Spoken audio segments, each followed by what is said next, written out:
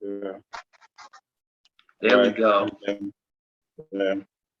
There we go. There we go. Right. So we are live. I just want to give everybody a quick shout out. This is SMOK'd TV. We've been gone for a while. We've been gone for a while. A lot of things has happened. But we want to give a big shout out to the host, Buddha Man. Him and his lady just welcomed their second child, which is awesome. So that's why he is not here today. So he's off doing daddy duties, as you know, to all the fathers out there. But with that being said, SMOK'd TV is back. We are back. As you can see, we have a special guest, like we always do. Yeah, we're about to get right into it. But quick second, we're going to send out a couple links, just real quick. I'm going to wait for some people to also come in the chat and all of that. So just give me 1 second, everybody. But for everybody, if this is your first time, this is SMOK'd TV. This is a totally, this is our first live stream. Normally we do interviews in person, things like that. But because of COVID, obviously we can't really do interviews. And because of today's special guest, obviously we couldn't do an interview with him. But we're going to get into who Mr. Stanley Benedict is in 1 second. Let me just send out this link real quick. All right. Sorry, everybody. I know this is weird, but hold on. I'm almost done.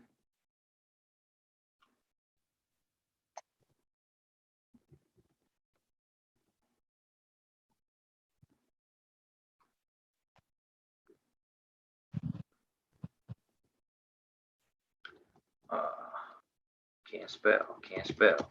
There we go.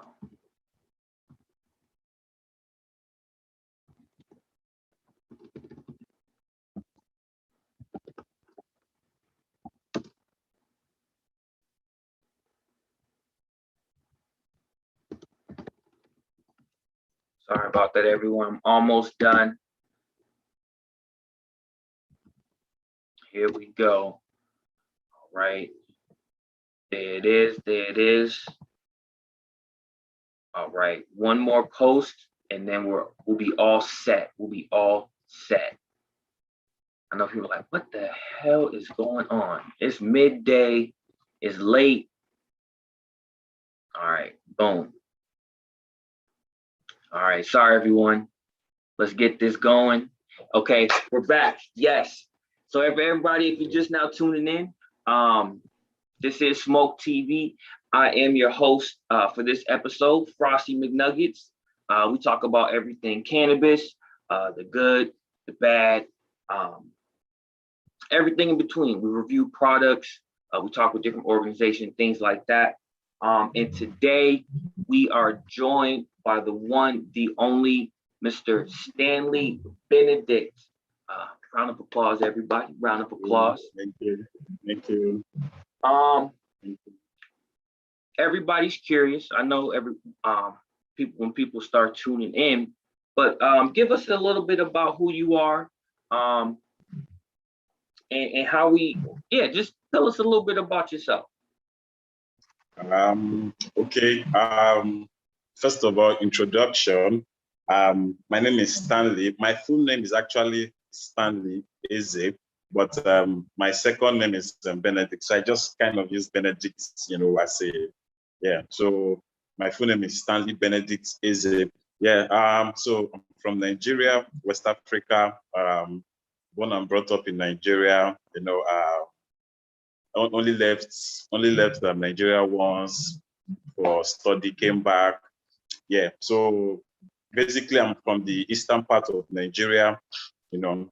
Yeah, so which are called the Igbo people, you know. Yeah, so yeah, Nice. you know, yeah, actually a tribe of Nigeria, a tribe in Nigeria. Yeah, so but of course English is our lingua franca, so they're able to all coexist. Yeah, so that's it, and I love cannabis. Yes, I think that's all of me. Yeah. Nice, nice, nice. Well, you heard it, man. He heard it from himself. He's all the way from Nigeria, um, doing this thing. Has a business. So, what kind of?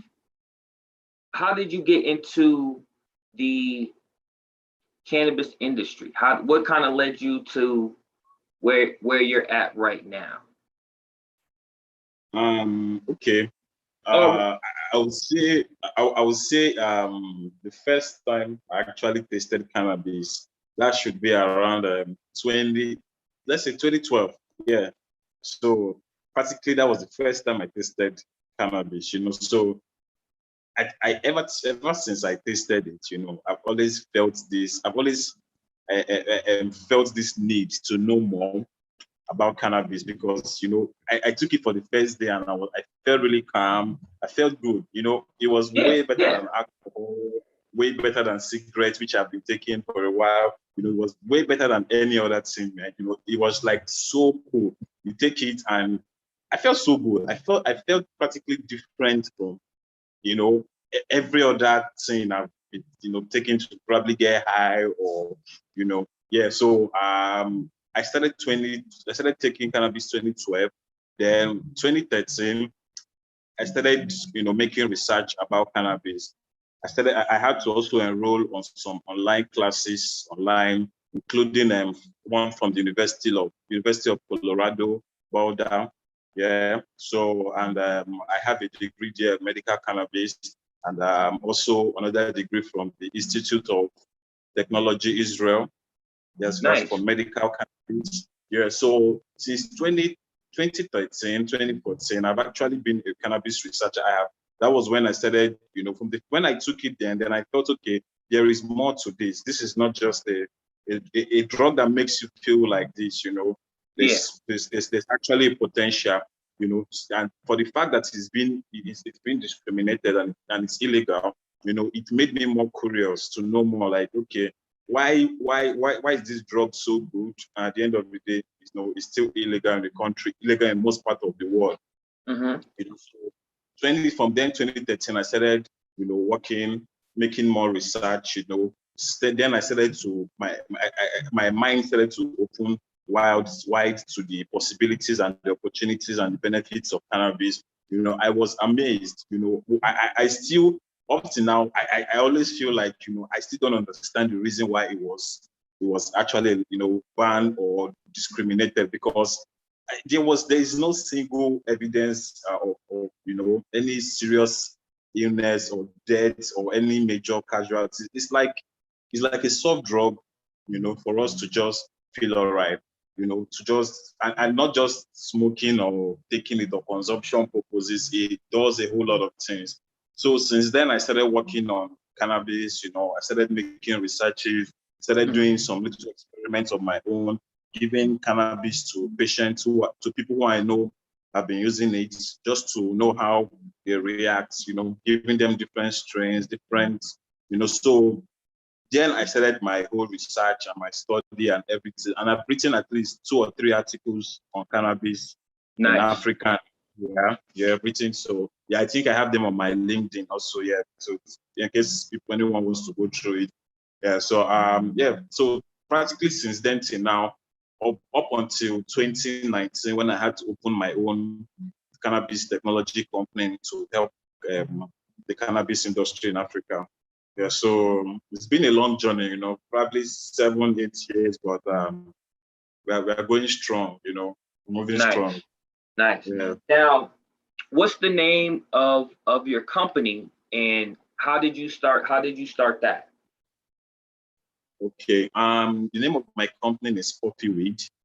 Yeah, PuffyWeed, that's PUFFY, then weed. So that's the PuffyWeed. Yeah, so basically right now in Nigeria, cannabis is illegal. It is still very much illegal, very, very much illegal. But we are more of like a technological company, an ancillary company, just like the Weed Maps or the Leafly, exactly. So that's how we operate. We don't touch the cannabis products.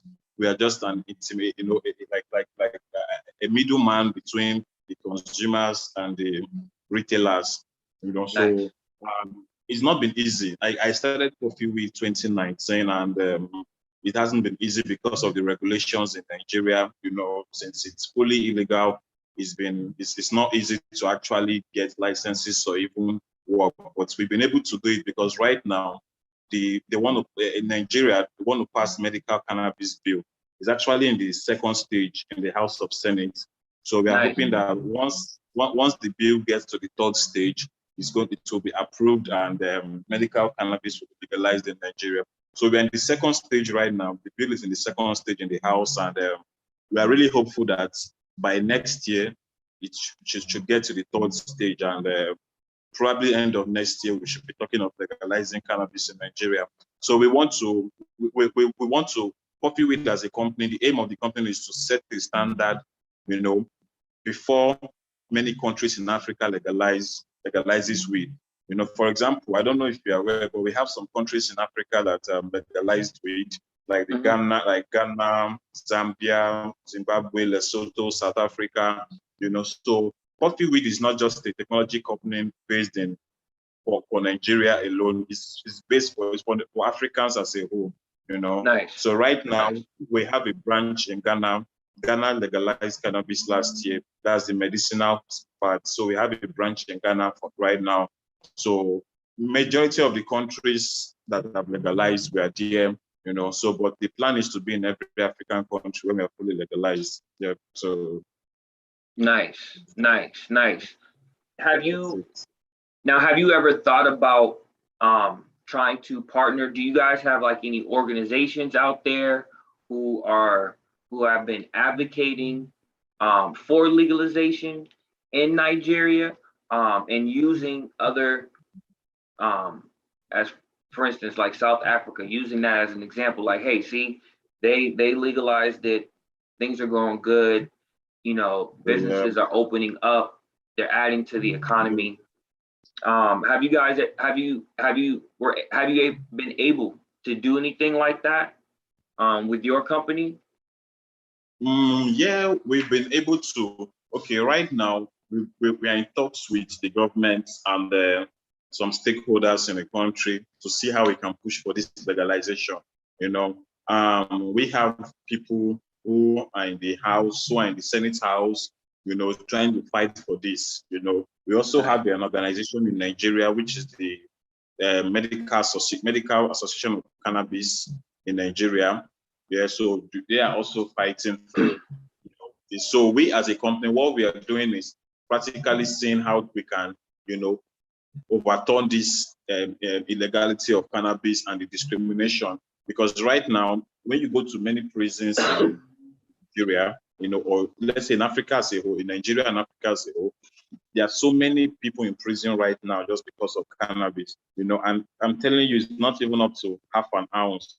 It's like not even so tiny, and they give them 5-10 years. So we want to stop that, so we want to make sure that cannabis, because it's just a plant, no one should be in prison, no one should be discriminated, no one should be stigmatized because of cannabis. It's just a plant, like the way we eat different fruits and foods, it's just a plant. So we want to, our mission, is to actually make sure that we educate Africans. That's the mission of my company, and my mission also is to make sure we educate the whole of Africans on the benefits of cannabis and hemp.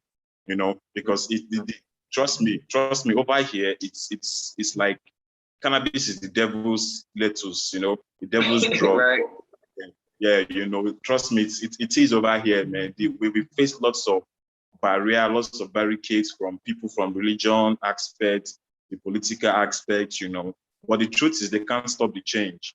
This is This like a moving force right now, so they can't stop it, So that's why we are really grateful that countries like Ghana, South Africa, Zimbabwe, Rwanda, they had to step in and legalize some part of cannabis, because I'm sure without these African countries legalizing it would probably have been difficult for me to even start a company, But since we have about 7, 8 African countries already legalized, so it's what's boosting our morale and pushing us every day to keep fighting this battle of discrimination of cannabis. Yeah, so we just want to educate Africans as a whole, on cannabis, both the health aspect, the recreational aspect, the medicinal aspect, and the hemp for industrial uses and cosmetic, and so because it's a huge industry, it's a very huge industry, and people do not know the potential yet, or because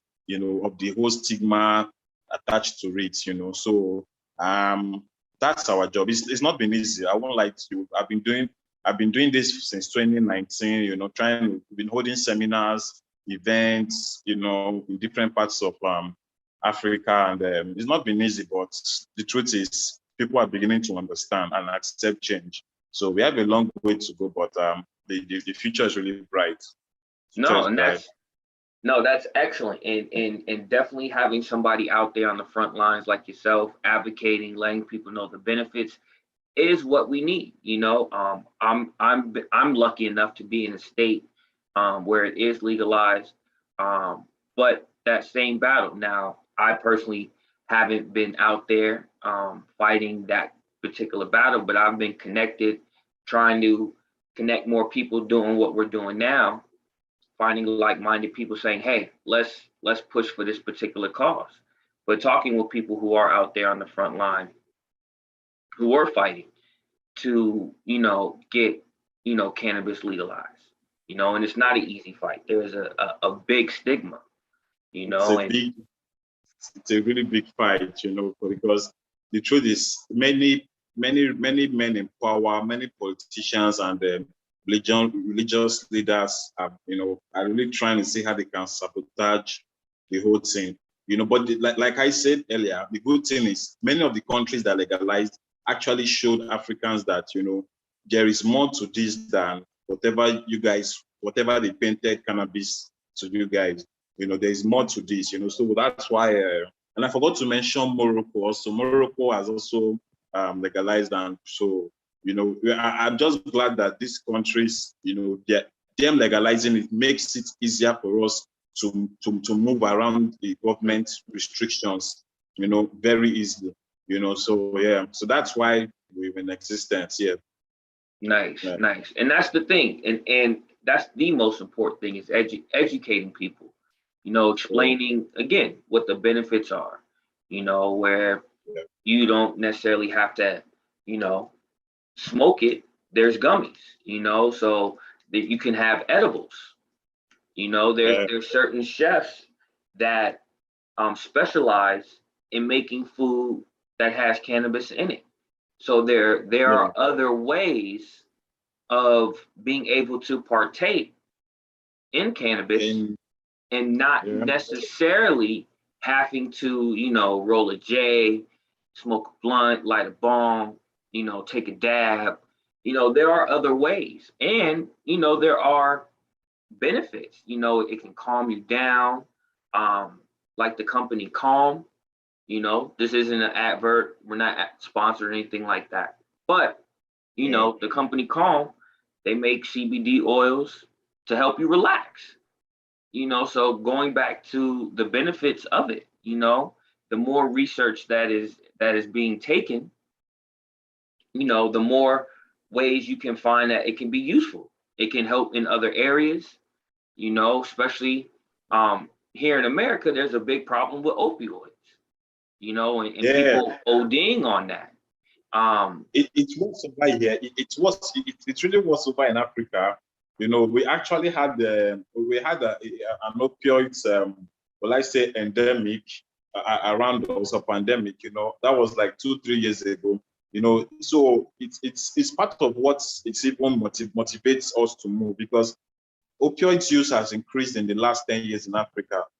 so much that, we have people getting overdosed, ODing, every day because of this, So that's why we want to advise people, we want to teach people on how to just stick to cannabis, because of course, even if you decide to smoke cannabis a million times a day, which we all know is impossible, you're not going to overdose. So at the end of the day, there is no how will I say, a major health risk. The only risk, of course, we have from cannabis, we all know, is probably from teenage, using it at a young age and all. So but apart from that, apart from the minor things, cannabis is actually safe. So that's what we've been trying to advocate to you, just take it. If you can't smoke it, you take CBD. If you want to get high, instead of having to take alcohol, tobacco, opioids, painkillers, just try and take cannabis, take the oil, or you smoke it, or you drink it as tea, you put it in your food, just use it instead of having to substitute that for a stronger drug, and when people say it's a gateway drug, I still, in Africa, a lot of people still think, oh, if I take cannabis, I'm going to start using cocaine by next week.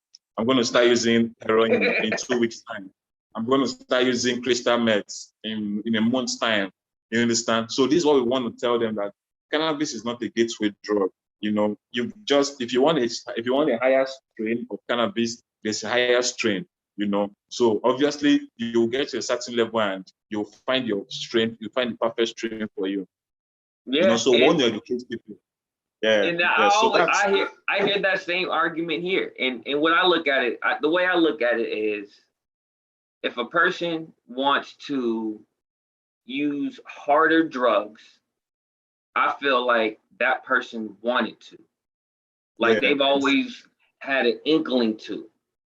And it just so happens that, they were like, let me smoke some cannabis first.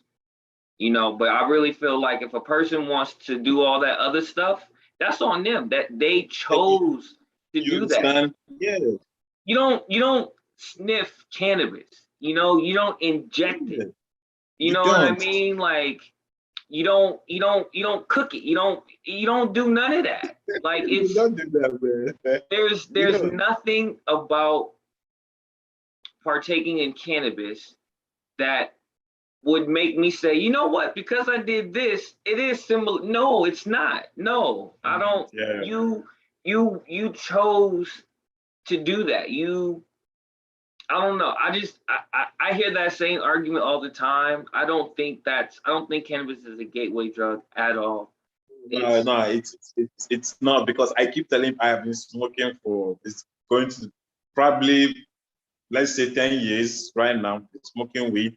And I can virtually say I haven't taken any other drug. I don't even fancy other drugs. When people talk about other drugs, I'm like, I'm still trying to, manage my high on cannabis, and you're telling me to go to another drug. No, man, let me stick with cannabis. I enjoy it. It's not perfect, but it's safer. Yeah. So and it's better. It's way better, than having to go and take other hard drugs, which we don't know. This is just a plant. You can plant it yourself and grow it, and but we all know you can't grow cocaine. You can't process that. You don't know what is. We all don't. Those drugs are just so strong. That's why they're called hard drugs. Yeah. That's next level. And then the another benefit is people who who don't have appetites, people who can't sleep. It helps with that. If somebody is stressed out, it helps them relax. And again, there's other ways of partaking, and you don't have to roll up. Again, there's edibles, there's other ways. But going back to opioids, a lot of cannabis was a good choice for a lot of people. Again, it helped them relax. A lot of them had PSTD. That the cannabis helped them at night relax, be able to get a good night's sleep. in one of our episodes, we actually interviewed an organization. I think they were from Connecticut, and it was started by this lady. She was a military wife, and unfortunately, her husband had passed away from opioid addiction.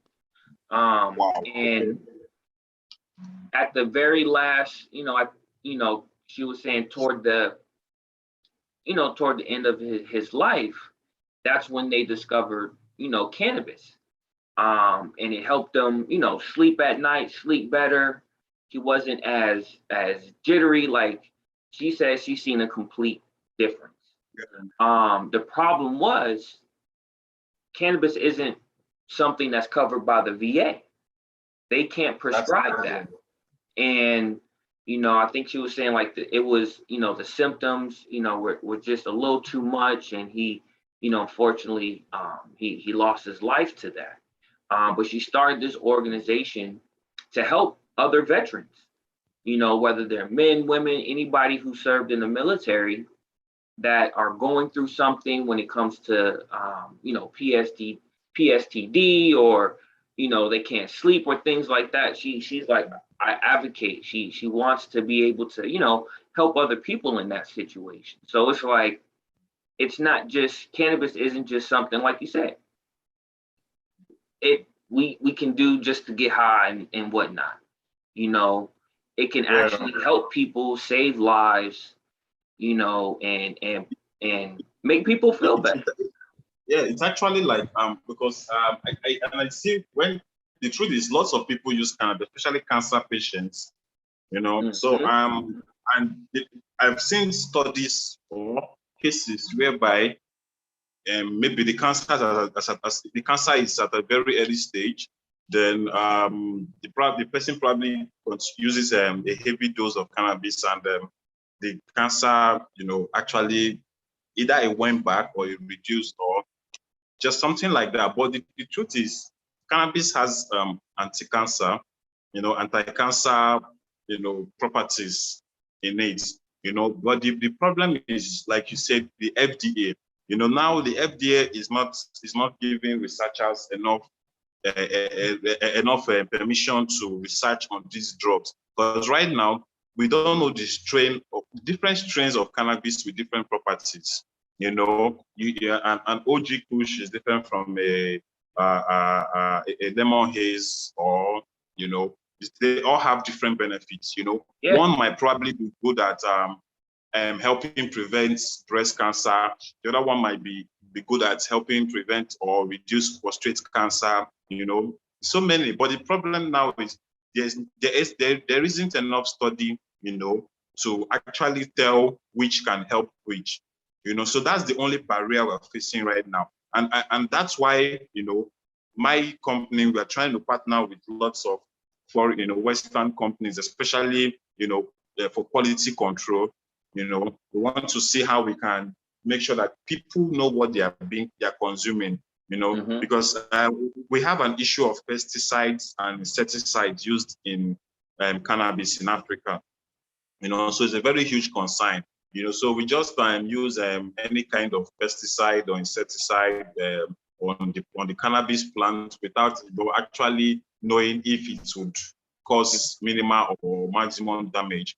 So and at the end of the day, sometimes in your cannabis, when you buy cannabis over here, you still see lots of contaminants in the cannabis. So we want to reduce that.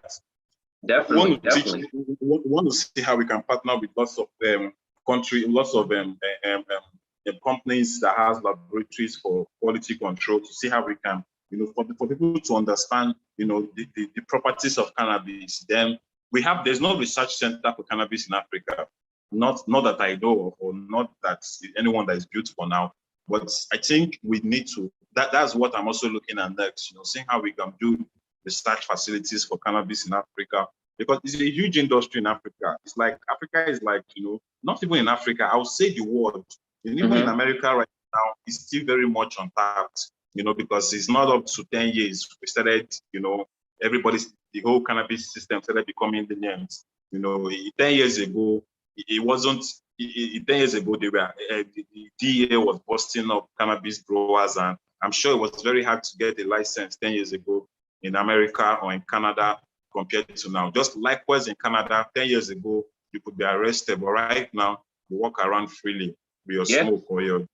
So that's what we want to see how we can, change that, then so that we can also bring in more investors into Africa, so that they can see that, the potential of cannabis in Africa is huge, and we have, we are predominantly sativa, we grow sativa a whole lot because of the weather and the soil type and, just the normal strain. Though we have indica, more of indica and hybrids here, but I think more of sativa, we have more sativa here. So we need to also, we have different, for example, we have different strains of sativa all over Africa, but when you go online or when you are talking to someone from Africa, the strains they will give to you is probably the only few sativa strains we know in South Africa or in one other country, like for example, in Nigeria right now, our strains are, how will I say, many people don't even know what they smoke, they just want to smoke it and smoke, and they just want to get high, So sometimes when I'm telling them, okay, this is sativa indica, okay, this will actually give you a head high, a body high, like this, and they're looking at me like, oh, no, I just want to get high, I don't care. I don't, but that's when I look at it like this. When you know the different types of strain, what it does, it enhances your high, especially when you know, like, when you actually know, like, all right, I like to have a body high, or I like to have a head high. Like if you know what you like, knowing what strain gives you that enhances that. It makes it more enjoyable. It makes it more fun. Especially, cannabis is a social drug. It brings people together. Regardless if you're Black, white, Asian, Puerto Rican, if you partake in cannabis, let's get together. Let's roll a fat doobie. Let's roll a blunt. Let's roll a J. Let's hit the bone, whatever. You know what I'm saying? It brings people together. You have a good time. You laugh. You joke. Trust me, it does. There's a saying that if the whole world smokes weed, it's going to be a peaceful place for probably 3 hours, till it wears out. So at least for 3 hours, it will be a peaceful place, and the way I'm trying, because the truth is there are very few people like me who are starting up companies in Africa, to support it, because they are scared, or probably they do not really understand how it goes. They don't really understand how it goes. For us, for example, we operate in Nigeria and Ghana. Ghana has legalized cannabis medical, so we don't have issues concerning license. But in Nigeria, for example, it's not easy. It's close to impossible to get a license, for that, So, but we try to see how we could manage. We could work that with the authorities, and we don't touch the product, So that's really like what helps us a lot. The fact that we don't touch the product. So it's just like you order for cannabis, it's, it gets delivered from the vendor to the consumer. We don't have any. Ours is just, we are using our platform, our technological platform, and we also help you market. So, but we really don't touch so we don't have like a warehouse. We only have, since we can touch our non-consumable cannabis products, but any cannabis products that you consume, we don't touch it, we don't. But when it comes to other product, bongs, vapes, and other cannabis, that's okay by us. We have warehouses for that. But when it comes to cannabis products you can consume, we don't touch it, so that gives us an edge, and we don't, it gives us an edge over the whole, the whole issue of getting arrested by touching the plants and all. Yeah. So that's it. But for example, in Ghana, Real quick. Just for everybody that's tuning in, and you're wondering what he means by where they don't test the product. Can you explain that real quick? What you mean as far as, like, they are basically saying, hey, this is what we do. We let people know, hey, over here, if you're in Ghana, this is where you can go and purchase, the medical cannabis that you need. Or if you're here in South Africa, this is where the facility is located if you need to get medical cannabis. That's what you mean when you say you guys don't touch the product, correct? Exactly. Yeah. So what we just like, basically we work, we have a model similar to that of weed maps, or Leafline. Yeah. So because once you notice with them, the vendors, all they do is just a platform where the vendors and the users connect, then the delivery is on its own also, So at the end of the day, there's no need for us to touch it, because touching it is where we have legal issues, So and we are too, and that kind of issues is, I think, for us, we just felt it's not necessary at this stage right now. Probably when it's legalized in more countries in Africa, in Nigeria also, and then we can now push. Even in Ghana, where it's legalized also, there are still restrictions and rules, guiding everything. So all we try to work with the rules and regulations of each country. But the truth is, majority of African countries are being lenient right now when it comes to cannabis. Now, because of course, the people are looking at it like, okay, no more going to jail, no more being scared of the police. Now you can farm, you can grow it in your farm, you can use it for whatever you want to use it for. But when you look at the political aspect and the government aspect, it's just for money. That's all they want to do. So they we in a way want to make sure that when countries legalize it, or even countries that have legalized it, we want to provide jobs for the local people, in the cannabis industry. We don't just want to make it a money-making, industry where people just come and make money and abuse it. No, it's all about coming together, love, everybody being in a community together, having, loving each other, being peaceful with one another, being positivity always, So that's what we try to promote. That's what we promote with it here. So, and it's been becoming well so far. Lots of people are beginning to understand, this. Even when we when we started telling people of how cannabis has been used, like more than 10,000 years ago, more than 4,000 years ago, more than 5,000, and they are surprised, like, then why is it banned? Then when you tell the people why it's actually being illegal, and they look at you like, that's not the reason for cannabis to be legal, So, and I tell them all thanks to the Nixon and President Nixon of America then, and his caucus that actually made it impossible for us. Yeah, but we are changing the narrative. Even with we're trying to talk to politicians, we're trying to talk to religious leaders also, to see for them to see it at a different point of view.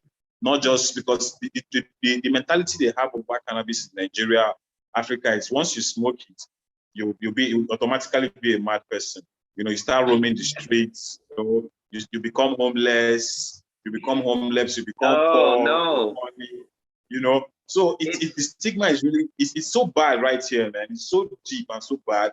Like when they see you smoking, they just call you a homeless person, but they just think that you no longer have a future, So, like, how do you tell somebody that, or because the person is smoking weed, you believe he doesn't have a future? The person is either homeless or is a useless person. So, when we change that narrative, we've been trying to show people, hardworking people who still uses cannabis. It's a huge movement. It's a very huge movement, but we're getting there. And I think once you legalize cannabis, now you're able to create jobs. Now you have to hire people who know how to do cultivation, which means now you got to hire a crew of people to cultivate, especially if you're going to have a big warehouse. That means now you can have dispensaries. You got to hire people to work in those dispensaries. Now you can have a delivery. You got to hire people to deliver. Yeah. Right. Now now you can make clothes out of the hemp. You can make lotions. Now you can use that for textile. Now you can open a store where you sell clothes. Now you're giving people an opportunity to make money, because not everybody's going to be able to, let's say, open a store. Maybe they have the land to where they can cultivate. Now they can open up a business where they can have a cultivation plant because they have the space and the land to do that. Maybe somebody is better at managing a store. So maybe they can, manage a dispensary, hire people. You need somebody to grow. So there's an industry that can sprout, no pun intended, or grow, from cannabis, from the legalization of it. You're giving people an opportunity.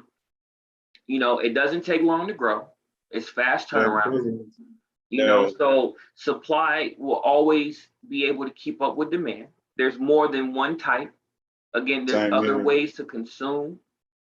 Again, there's edibles, there's dabs. There's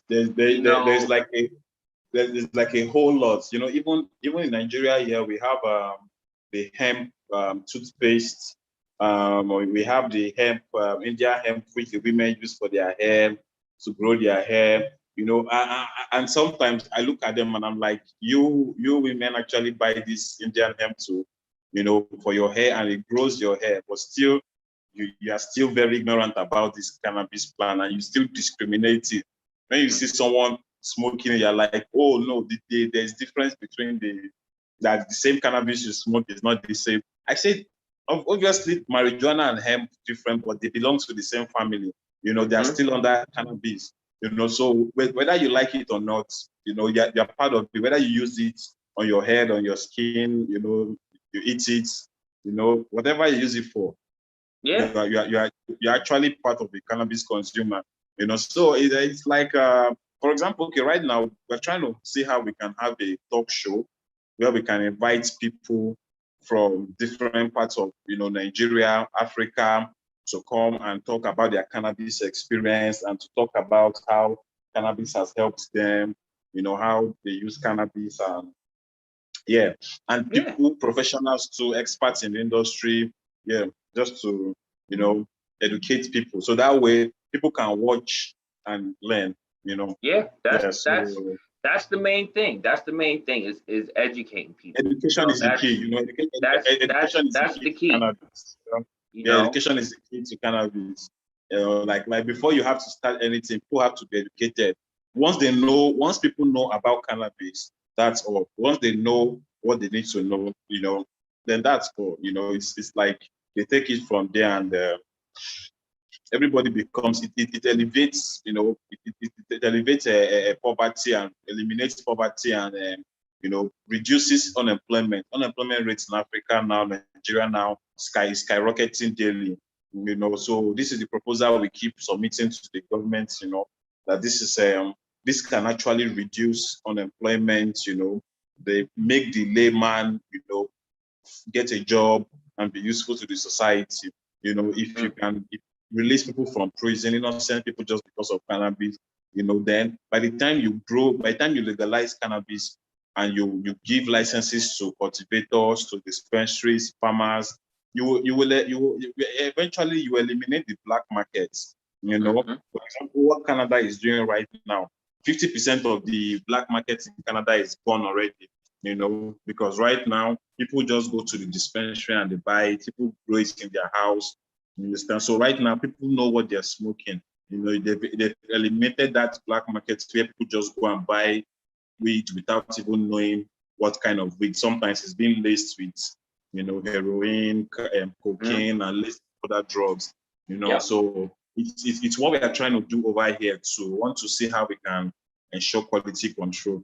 So but this, for Africa to actually actualize, this cannabis, I think it's going to be a collective effort between different experts, advocates, industry, cannabis industry professionals to come together and make this happen. Right now, we have a governor in the Nigerian state who is actually advocating for this. His state grows one of the best cannabis in Nigeria, and he's been pushing for the federal government to legalize it for medical and exports. Yeah. Nice. So he's been really so people like him are people that make us want to keep pushing forward. We believe that it's only going to take a matter of time before it's only time. It's not like right now they are seeing the change.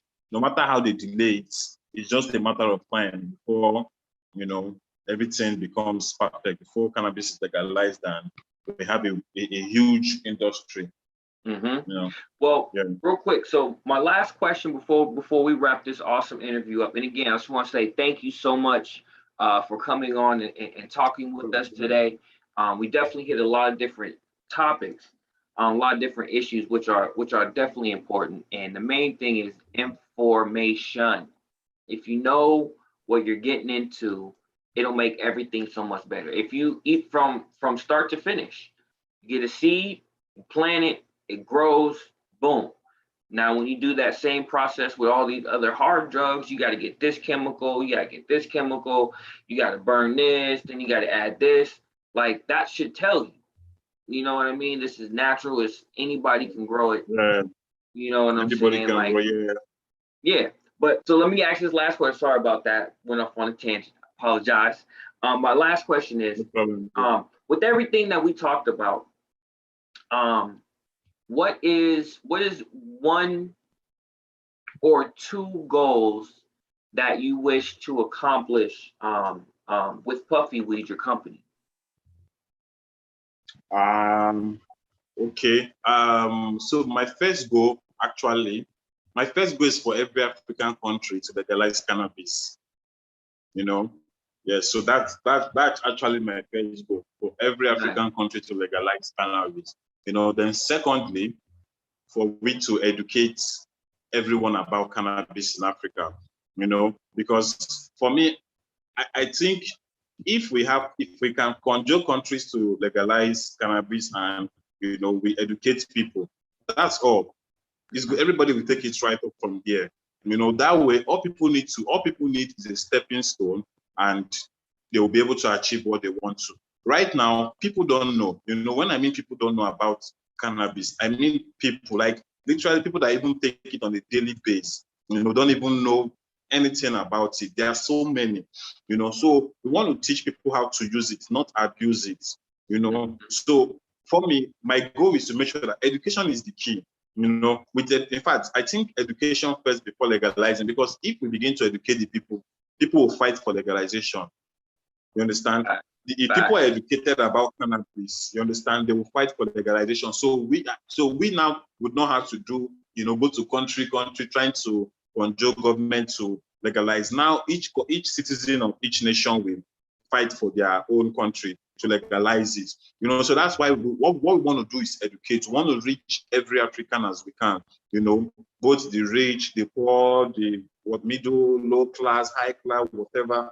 We believe everybody is fit to be in the industry, from the lowest class to the highest class.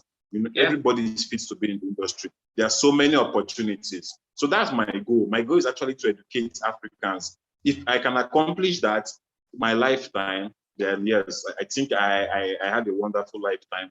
So So that's just it. I think you're gonna accomplish it, bro. I think you're gonna accomplish it. With people like yourself, me, we're out here, we're trying to spread the word, get the information out there, which is something you just been preaching. I know you preach that in your business when you're talking with your coworkers and things like that. I definitely preach it here as well. Information is key. Information makes things so much better. There's so many different strands, so many different flavors. It's mind-boggling. And again, there's so many different ways you can enjoy it. But yeah, thank you so much for coming. So thank you, everybody. We'll be launching.